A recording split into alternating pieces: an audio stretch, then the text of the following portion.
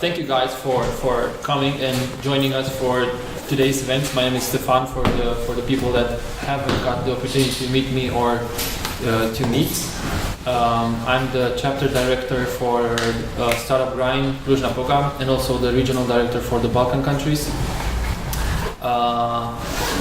So welcome. What we do at Startup Grind is that we host these events where we try to extract from the guests that we invite significant and valuable insights for you to get from them and move them into your daily activities to improve whatever you're doing. Either it would be a job, a startup, or any kind of professional activity or hobby. So just a quick couple of words about our guest, and after that we will go through the questions which I prepared. So she's the general and founding partner at Cachette Capital Management, an American technology executive, activist, and author. I'm gonna pause here. People that didn't got the book, please stop by and pick up the book that she wrote. She's most known as a startup founder, mobile developer, and author of Software Agreements for Dummies, having co-founded several startups and published many articles on startup businesses or software design. This is just a quick introduction about her. You can always search for her. So please, with a big round of applause, let's welcome Ellie Cachette.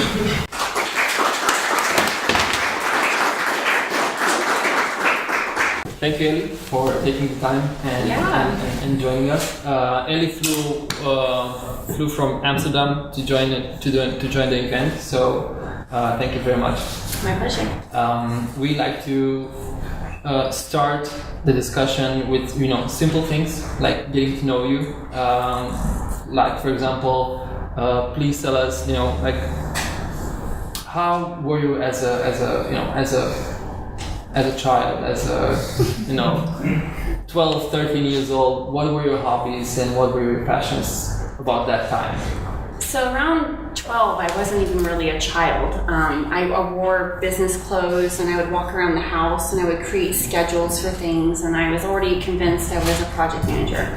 The things I wanted to do though, when I was about 13, I had two goals in life. One was to be a professional tennis star. This is very true. Tennis, yeah. Okay. I want to be, before Serena Williams, before there was any women in tennis, I was convinced that I could be a professional tennis star.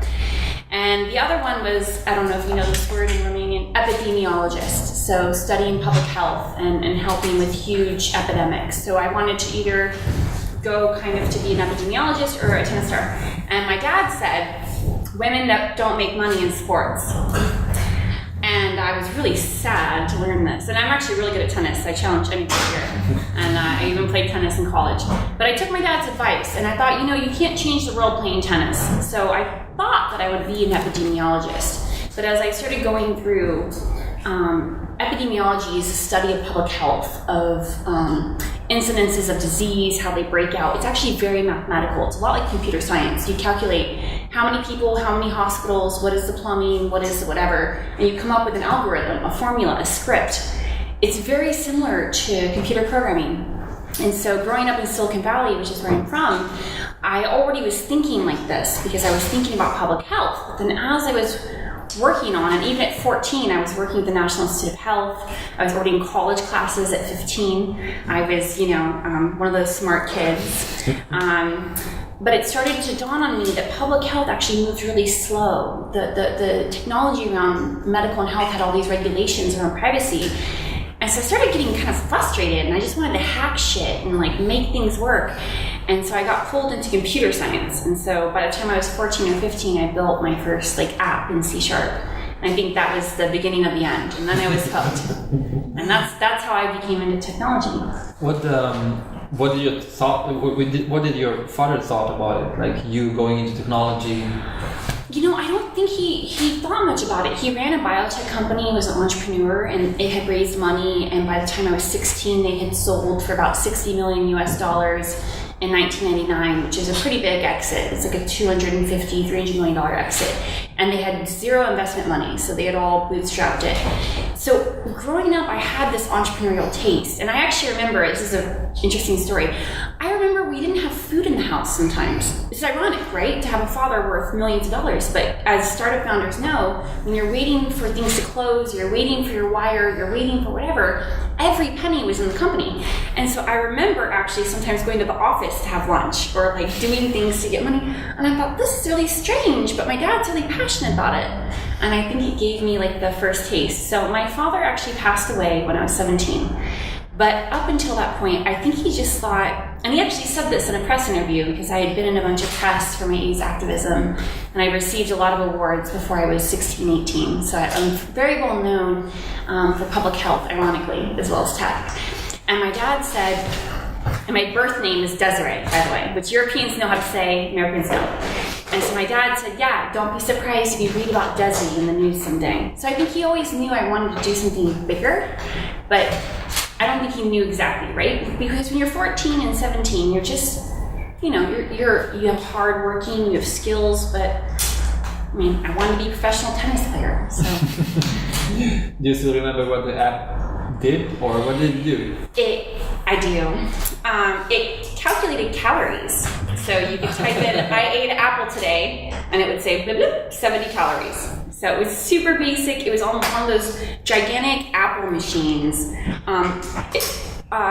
The first app I built, it didn't have the color back. What were those things called?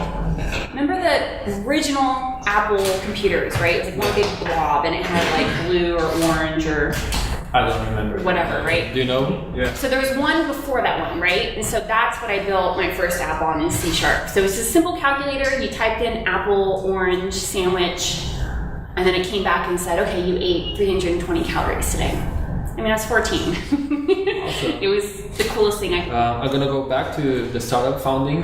Yeah. What was your next step? What was your next step basically after the... So surprisingly, I've been working in Cluj since 2007, probably longer than some of you here. No, it was really crazy. I was a Silicon Valley engineer kid, and these like crazy Romanian guys found me, and they're like, we send you to Romania, you come, you work, you make big ideas. If anyone knows George Roth, this is my boss. Okay, from Cognos. And I'm like, yeah, that's great. I had to Google, where's Romania? I'm like, I have no idea. I had never met a Romania, I never heard of it. I didn't even know if it was in Europe or like Middle East. I literally had no clue where Romania was. And here I was, like 2 weeks later, in Cluj with my little bag, and like I had just switched to euros, and the roads were worse than they are now, I believe it's possible. And so I was working as a technical project manager. But I will say this, the Romanian mindset is very entrepreneurial. And I remember distinctly the first time I'd ever been called an entrepreneur was by a Romanian. He literally said, George Roth, he said, Ellie, you are entrepreneurial. And I was like, I don't even know what that means. He's like, you like making money, you're really efficient, and you're constantly watching the budgets. You're trying to find an edge all the time. And this was really weird to me, to be called this, right? Because in my head, I'm like, okay, I'm a doctor, I'm a tennis player, I'm all these things. What's an entrepreneur? And this is what I love the most about Romania, and it's not gone away. There's always this entrepreneurial spirit. It lives in the heartbeat. I was telling Stefan the other night, one of the things I admire about Romanian culture is that it never really trusts anything. It's in your blood. Everyone in this room, it's like, you always 90% trust something. Like, I can hand you a cup of water and you're like, maybe it's water. And I think this is what makes Romania so magical, right? Is that sense of like, no, there could be more. There could be something here. I don't fully believe it. Let me see it. Let me touch it. Let me be part of it. And that's always existed in Romania. So that was my start. And to being a founder, the founder thing was totally by accident. I did not wake up to be a founder one day. But I had created this idea, and it got accepted by Techstars, and I was living in San Francisco, and we were supposed to go to Techstars Boston. People here know Techstars, right? It's like a big program. And I went to Techstars Boston, or I was supposed to go to Boston, and I flew to New York instead. I had a quick trip, and New York offered me a better deal, better term sheet. They said, hey, we'll give you 3 months free office space on Park Avenue. We'll give you this, we'll give you that, we'll give you that. Try to build your dream here. And I just thought, well, shit, no one's ever believed in me before. Give it a shot. And I stayed in New York for 5-7 years. Awesome. Also, since you're mentioning New York, another idea that came to me, we're going to pause a little bit and go into the story about your CTO. So along the way, you have been experiencing or been put to fundraise. And since the topic of today's meeting is also about fundraising and how to fundraise, what I would like maybe you to touch the point also about fundraising and how startups should prepare for fundraising, the diligence part of it. Before I go into the preparation, which another article I wrote on Inc. published today, so I have 2 articles now that have really great guidelines. If anyone wants them, email me, Stefan. We can give good advice. I have a quick story about that. Okay. So one of the things we say in Silicon Valley is, I've done more for less. So someone will say, yeah, it's $10. Like, fuck it, I've done more for less, right? And the philosophy comes from, there was this trip where there was 4 of us CEO founders, and we were in a car, and we were driving from Tahoe to San Francisco, which is like 5 hours. And 2 of us in the car, myself and the driver, we're like, we'd do anything for a check. I mean, we would go, I'll shake anyone's hand, I'll go for $5, $10, like whatever it took to get that check. The other 2 in the back, the founders, were like, no, I don't think their check's like 100,000 or more, like, whatever. Okay, those 2 guys, out of business. I'm running the fund-to-fund, and the other guy is, I'll tell you, you can look him up, I'll tell you his company anyway. It's Artsy, and they've done a Series B, and they're close to $100 million in venture capital. And he and I both said, I've done more for less, like $100, $5,000, like whatever it takes, right? To make your payroll, to make your server bill stay up, to, every penny counts. Even with my fund-to-fund, we're always calculating like plane tickets and saving like $100 here, $100 there. And it seems ridiculous when you're running a huge fund, but it all adds up. And it's the mindset, right? It's doing more for less. Yeah. So back to preparing for fundraising, I think with my first company, I was wildly unprepared, and I'm actually surprised that anyone funded me. But I think that they saw that I was hardworking.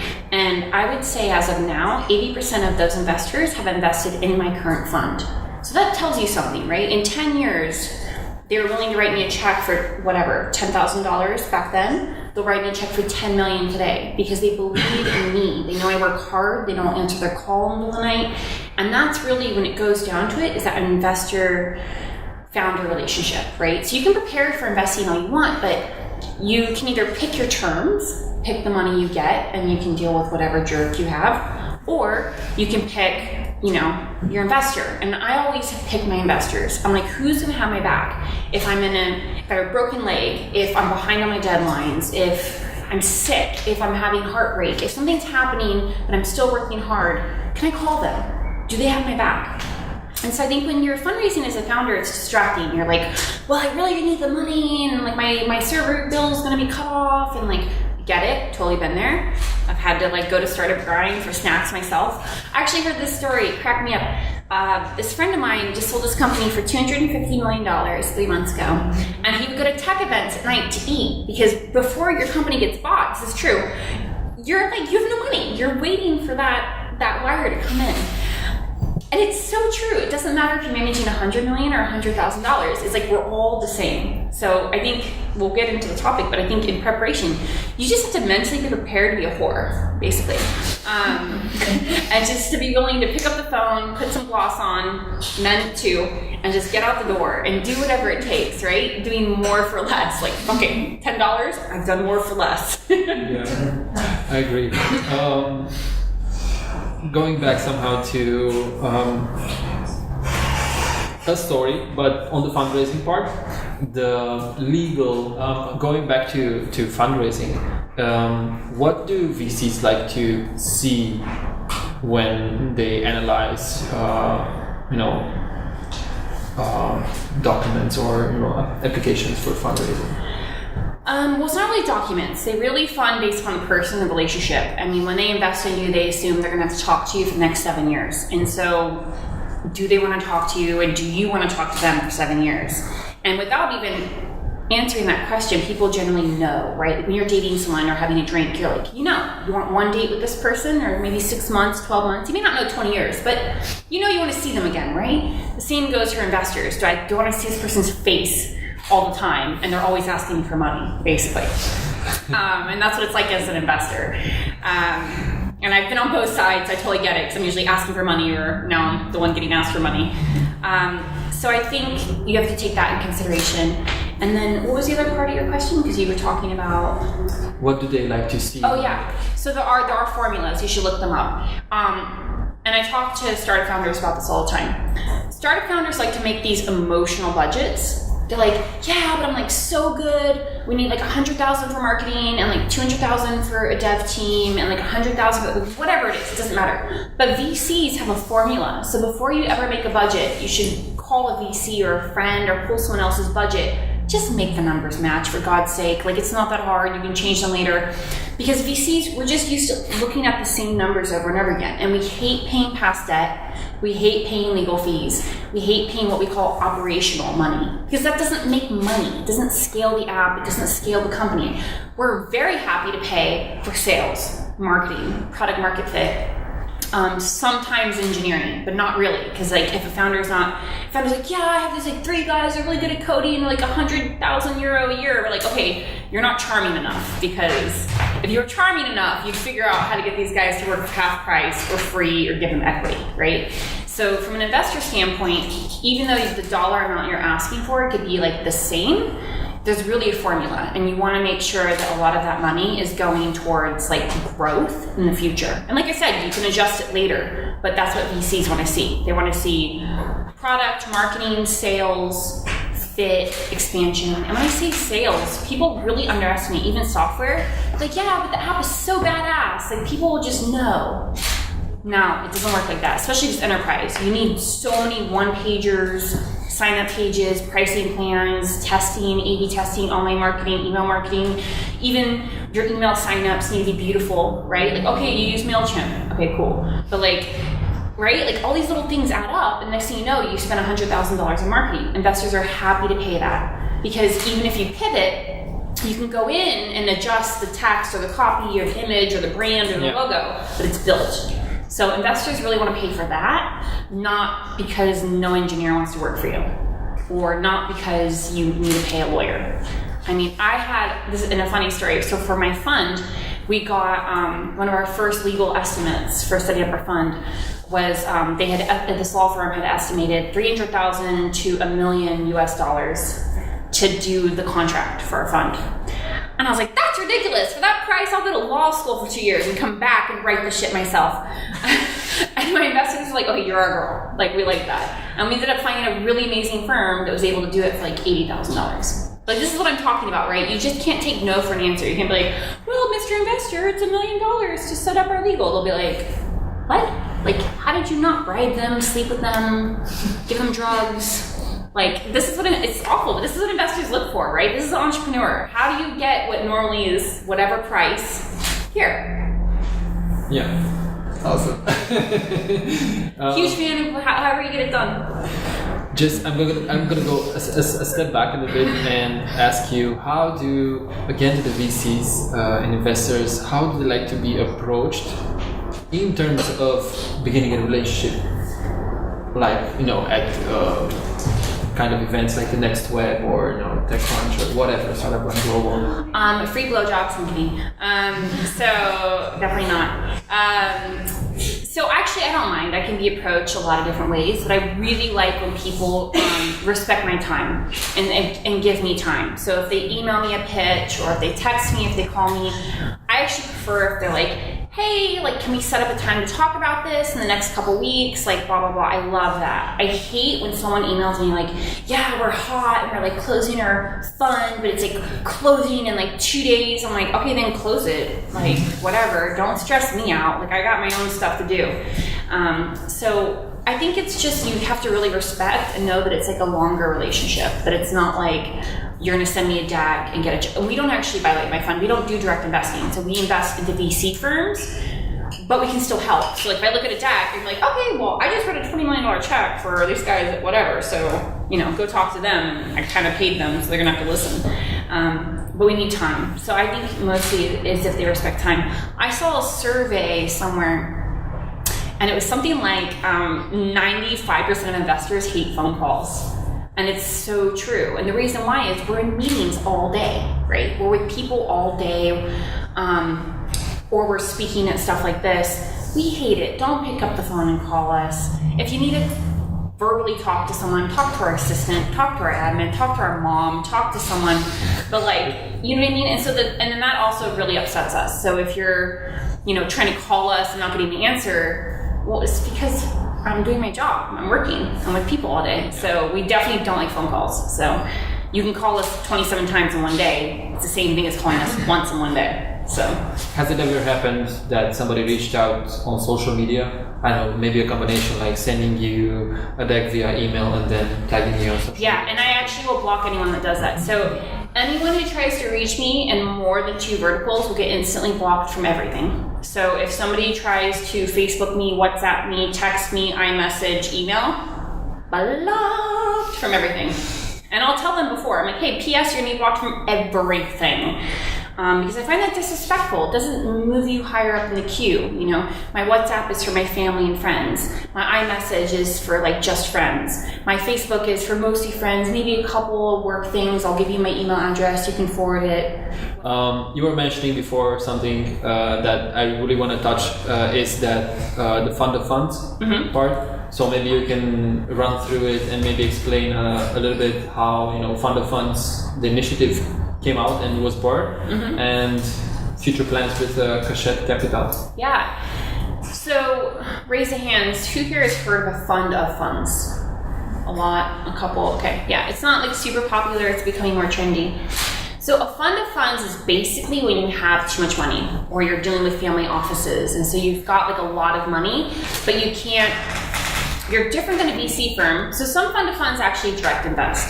So in my case, how I became a venture capitalist, but on the fund of fund side, is I was helping venture firms raise money. And from each fund I was helping, you get these relationships, and some don't make the timing, some do. But I had basically a couple $100 million, which I know sounds ridiculous. It's not my money, it's their money. I have to put it to work. But with a fund of funds, what you get is, I think, a better deal. So in our case of our investors, a typical investor can say, if they want, if they can try, they can call first round and try to get, say, $5 million, $10 million in their first round. But the odds are good luck. If they don't know who you are, if you're a rich Russian family, a rich Romanian family, they're not calling you back. They don't care, they don't know who you are, you don't know anything, you're not gonna get in. You're not gonna be able to make that kind of money. So there is actually that particular need, which is the family office need. On the other side, you have pension funds and really large banks that easily can write checks for 150 million, these large amounts, and they're minimum, they're government regulated, so they can't write checks for under, say, 75 million or 100 million. But they want in on it too. They want to make venture capital money. But how do you make 150 million, go into a venture capital fund that only allows maybe 10, 20 million max, and they don't even know you. They don't even care. You can call and say, I have 150 million. Okay, who are you? Oh, we're the Russian family office. Okay, stand in line. No one cares. So in the case of my fund of funds, what we do is we take money from family offices and individuals, as well as government pension funds, and then we can spread it across lots of amazing VC firms. So we can invest into First Round and Flybridge and Canaan and all these brand names and actually come up with what's called a better package, right? So then you're 10 million, say it's 10 million or 100.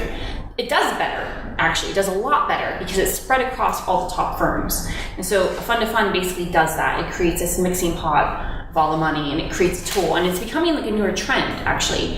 And I'm excited about it because when I was a founder, I thought that VCs were useless. And I don't think that fully now, just partially. But the thing with VCs is it's actually making them work harder. Like now they have to work harder to get into deals. They have to work harder into understanding how to do a startup. They have to work harder to get the startup deals. They have to work harder to get the money. And so now, as a fund of funds, and I'm basically the boss of VCs now, which is hilarious. Being that I used to be a founder begging for their checks, I'm excited about it because it forces VC to actually understand what's happening, to not just write these checks like, oh yeah, here's 10 million, and the company goes underwater. Like they can't do that anymore. They have to really understand the software, the product, and so I don't know, it makes me excited, and it makes me excited that that's my vote. I get to vote now on which VCs I like and which ones I don't. Is it going to be harder for startups to raise money? No, I think it's going to be so much easier, and in any country actually, because you see these huge, you have fund of funds like mine. We don't direct invest, but a lot of fund of funds do. We opted out of direct investing only because it would have caused more issues.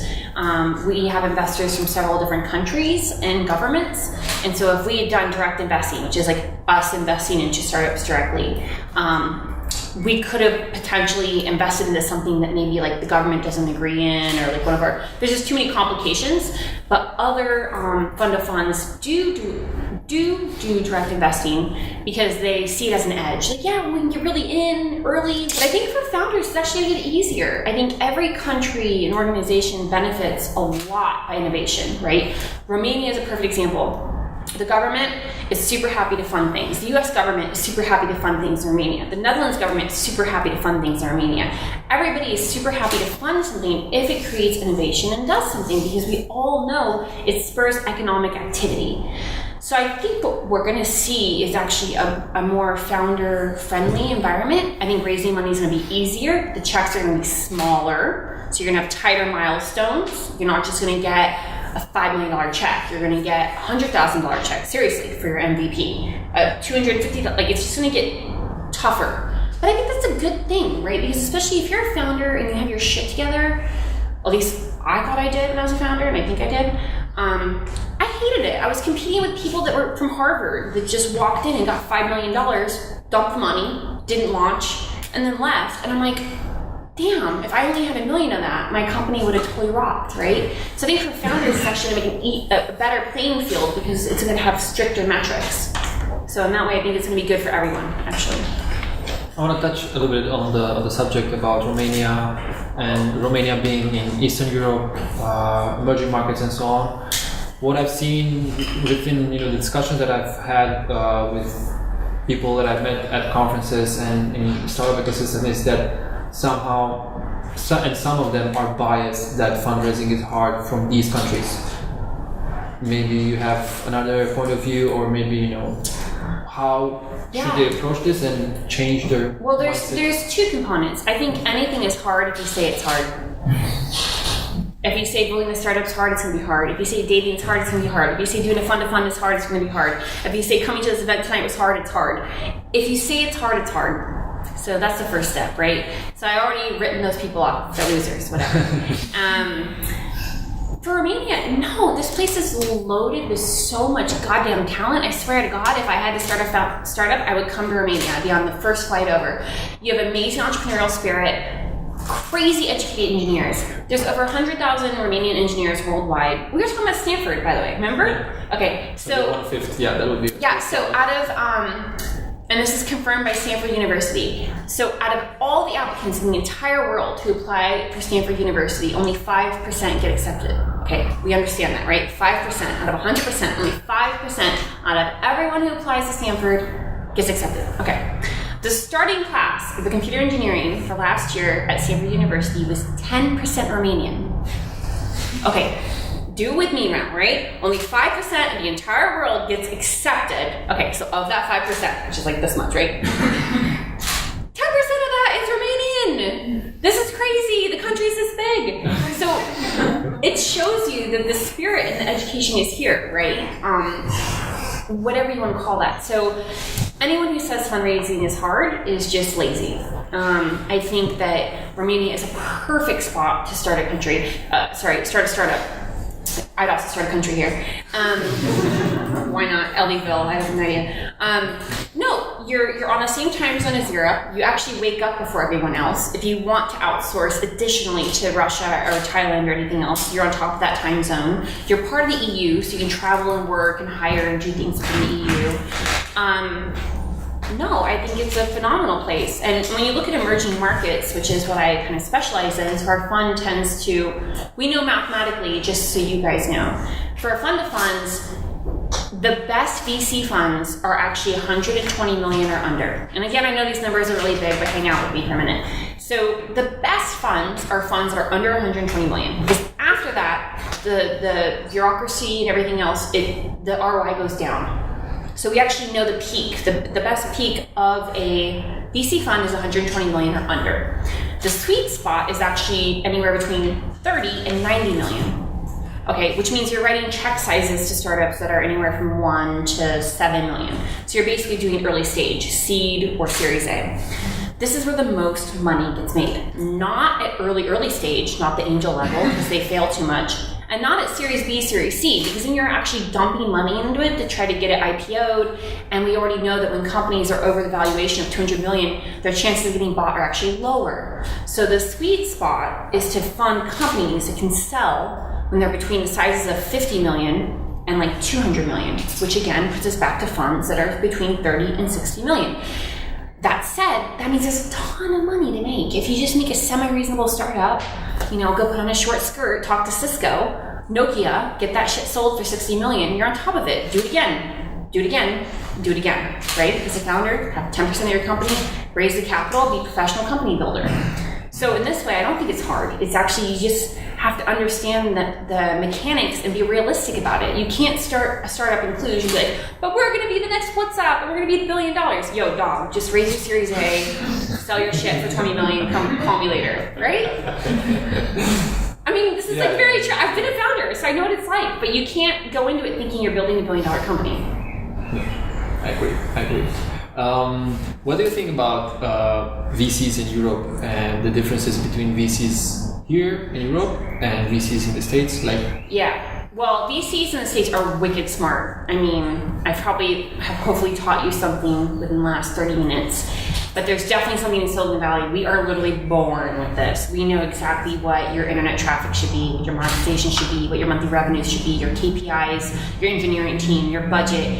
It's a scientific formula to building a scalable company. And Silicon Valley knows this to a T, but it hurts them because they, like I was telling you, with like forging your numbers on a spreadsheet, they know how to do that too, right? So we can find any founder and be like, oh, by the way, this is your budget. Okay. And then it implodes, right? It's the next, fab.com. So Silicon Valley has that advantage. In terms of European VCs, I actually think I want to call it new school and old school. So I think there's old school European VCs who haven't really raised money, who have tried, and I'm not really connected to them. I'm part of the new school. And so I know some really badass VCs here in Europe, and I'm having an amazing time. There's a couple amazing VC firms out of Europe. There's Beacon Capital, Downing Ventures. I don't know of any in Romania or Netherlands specifically, but there's so many amazing VCs that are coming out that are funded by ING, Rabobank, Vodafone, all these great corporations, Google Ventures, GD Ventures. So I would say for the European market, there's new school and old school. So the old school is we don't know how to finish our fund, and we don't know how to grow companies, but we just put 60 million in this Berlin startup because they're in Berlin. Okay, cool. But then there's the new school, which is a lot of the kids I know who are they know how to build companies, they know how to build apps, they have software engineering backgrounds, they're all about it. And I think they're also going to get funded. Off the top of my head, I know of at least 20 VC firms this year raising 30 to 60 million each in their fund, which means they could fund any of your guys' seed or Series A things. And they're all going to close their funds before September. So new school and old school. But I like to hang out with the new school. Awesome. Thank you for the shedding some light on this comparison. What do you think about media for equity, the funds that were built as media for equity? Have you heard about it? It's something that sounds shady. Yeah, it's something that has emerged and was born in Europe due to the lack of capital. Mm-hmm. So companies put together media packets from bandwidth that was outstanding from televisions, radios, and so on, and they were selling it and getting equity instead from the startups. So it sounds stupid. I mean, if you're a startup and you can't figure out how to get press for free, you're an idiot. And if you're a media company thinking you can take equity from getting press, you're an idiot. That's not user acquisition. Sorry, I probably answered this wrong. It sounds totally retarded. I mean, I personally, right, I have press credentials for Inc., Forbes, Huffington Post, Euro Investor, and 5 other things. The smartest thing you could do is just add me as an advisor. It costs nothing. I could help you get press. Whatever, and I'll take a percentage. I just want to watch you grow. Okay, boom, there's $200,000 in press or media. Any company's like, yeah, we're going to make you famous, and we want 1/3 of your company. What? It doesn't even make sense. So you can be on the cover of a magazine, but if people aren't downloading your product and using it, it's useless. It's absolutely useless. So this is the craziest thing I ever heard. I hope that none of you ever let anyone take equity for media and vice versa. What media company? It's seriously retarded. This is the silliest thing I've ever heard. Okay. Maybe it's common. I don't know. So it's really popular in Nordics, France, and Central Europe. But you would also have to. This is the other problem, though. If you're offering it for equity, that tells me you obviously don't have cash, right? Because you're early stage.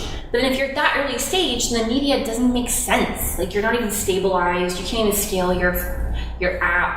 What are you gonna do? 1 million people download your app tomorrow, your shit's gonna crash. So that's why it still doesn't make sense, right? Yeah. It makes sense to have a strategic investor. If you're at a Series A, then yeah, okay, take on Huffington Post or Forbes or something like that. But if you're doing media for equity, it means you don't have money, and it means you can't scale the actual media if you got what you think you would get from it. So, fuck, man, people don't make sense. Anyway, that's my thoughts. I'm sure I got in trouble, but. So we're gonna go down. We're gonna, walk away a bit from the technical fundraising. Cool. And I'm gonna ask you what would you say to your 20 years old? Oh God. I would say just run. I don't know. I probably would have said just go be a tennis star. At 32, what would I tell my 20-year-old self? Yeah. It's going to sound really stupid. I would tell my 20-year-old self to work out more and to work less. I think that when you're in your early 20s, you underestimate how much you need your body. To be even an executive at my level, yeah, it looks great, I'm kind of polished, we're here, it's good, but you have to be on your game 1,000% of the time. I have an assistant working, I'm on a plane tomorrow, you're somewhere else the next day. There's all these little routine thingies that I've set up in my life that help me execute where I am that I don't think I realized. When you're 20, you're like, oh, fuck it, I just have to get on the plane. I know you all, half of you think this, right? Hell no. I will not get on a plane unless I've had a ton of sleep and a shower. It's just not happening, right? Because you forget. When you're 20, all you think about is getting on the plane. You don't think about being nasty on the plane and then landing nasty and then having no sleep nasty and then getting to your airport nasty and not having to eat anything without a shower for 24 hours. And then you're a freaking mess. And then you have to meet an ambassador. It's not going to happen. But when you're 20, you're like, yeah, I just have to get on the plane. So if I had to give advice to my 20-year-old self, it would be a tennis star. Or, take better care of yourself. Drink more water, shower, really prep. If you have to miss a flight, miss a flight. I mean, really take care of yourself. But I think in your 20s, you're not thinking about that. You're just you're only thinking short term. Just, how do I get on the plane? And I don't think that anymore. I don't think about how do I get on the plane. I think, when am I ready to get on the plane? Yeah. And this leads to my last question. What would be your advice to our guests here and to the internet? What would be your advice to the older people? Well, I think anyone that's in this room, you're already ahead of the game. The fact that you're willing to dedicate a couple hours of your night to learn from us, who Stefan I also admire, tells me already that anyone here, you're already above the crack. You're already in the top 1%. Seriously. So you should all congratulate yourself there, because a lot of people missed this advice tonight, right? You'd have to normally fly to New York and pitch me to even get 5 minutes of what we're talking about. So I think my first advice would just be congratulations for caring. Congratulations for investing in yourself and what you want to do in learning. My second piece of advice would just be figure it out. And I think that's why you're here. It's not that hard. Raising money is not that hard. Raising money for a fund is not that hard. Nothing is hard. The only thing that's hard is when you tell yourself it's hard. Nothing is hard. We have the internet. The internet. Okay, hold on. I'm gonna like explain my age for a minute. Okay, when I was 22, Google didn't have much. Okay, so you could Google like VC term sheet. Literally 3 things would come up. You're like, oh, okay, this guy Paul Graham from YC and like it's one of his things. You Google now VC term sheet, it's pages and pages and pages and pages and pages, right? So there's zero excuse. You have all the information, everything's syncing. We've got APIs, we've got free code, we've got Stack Flow, we've got GitHub, we have all these amazing things. So you've got a ton of free code, a ton of information, and more stuff that any of us had 5 to 10 years ago. So my second piece of advice would be just do it. It's really not that hard. If you care enough, you can find it, you can hustle, and wearing a short skirt, men or women, doesn't hurt. Ellie, thank you very much for your time and for your nuggets of information and wisdom shared. Thank you. Everybody, thank you very much for taking your time, as Ellie said, and investing in yourself. Please do watch out all the events that we're going to come up on Startup Grind. Next one is Vladimir Wane from Hootsuite. Ubervu exit to Hootsuite. Yeah. And let's give a big round of applause for Ellie.